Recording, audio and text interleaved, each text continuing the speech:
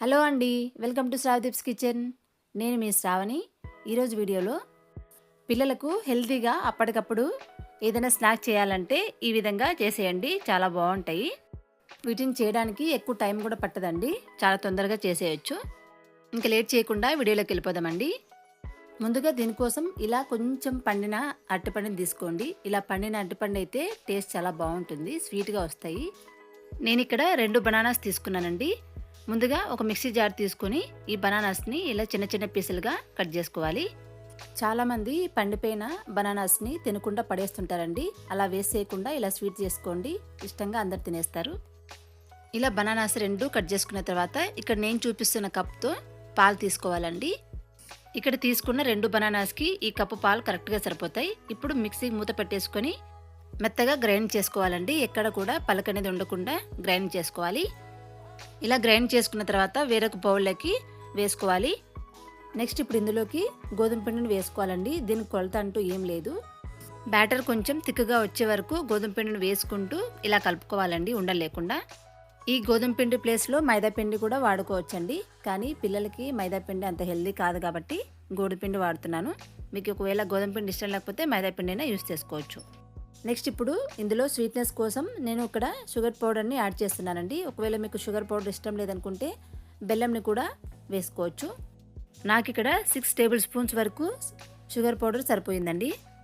ఇలా sugar powder మొత్తం వేసుకున్న తర్వాత ఒకసారి అంతా బాగా కలుపుకొని ఒక 10 నిమిషాల పాటు నానబెట్టుకోవాలండి. ఎందుకంటే గోధుమ పిండి కొద్దిగా నానితే ఇంకా బాగుంటుంది. చూడండి, నేను ఒక 10 మినిట్స్ తర్వాత చూపిస్తున్నాను. ఇలా థిక్గా ఉండాలి బ్యాటర్, అప్పుడే చాలా బాగా వస్తాయి. అలాగే నేను ఇందులోకి ఫైనల్గా చిటికెడంతా సోడా పొడిని వేస్తున్నానండి, వంట సోడాని.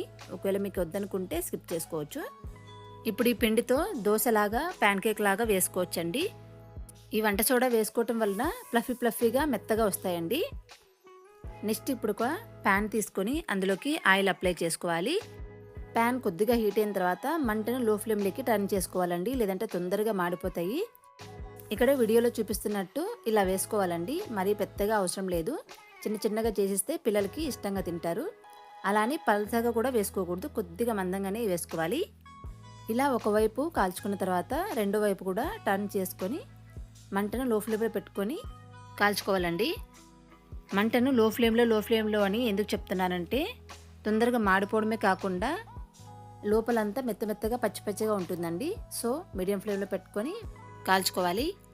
అంతే అండి, 2 వైపులా బాగా కాలింది కాబట్టి ఇప్పుడు దీన్ని తీసేసుకొని మిగతావి కూడా ఇలాగే వేసుకోవాలి. వీటిని ఎలాగైనా పిలుచుకోవచ్చండి. చిన్న స్వీట్ దోశలైనా పిలుచుకోవచ్చు, లేదా స్వీట్ అప్పాలైనా అనుకోవచ్చు, లేదా ప్యాన్ కేక్స్ అని కూడా చెప్పుకోవచ్చండి.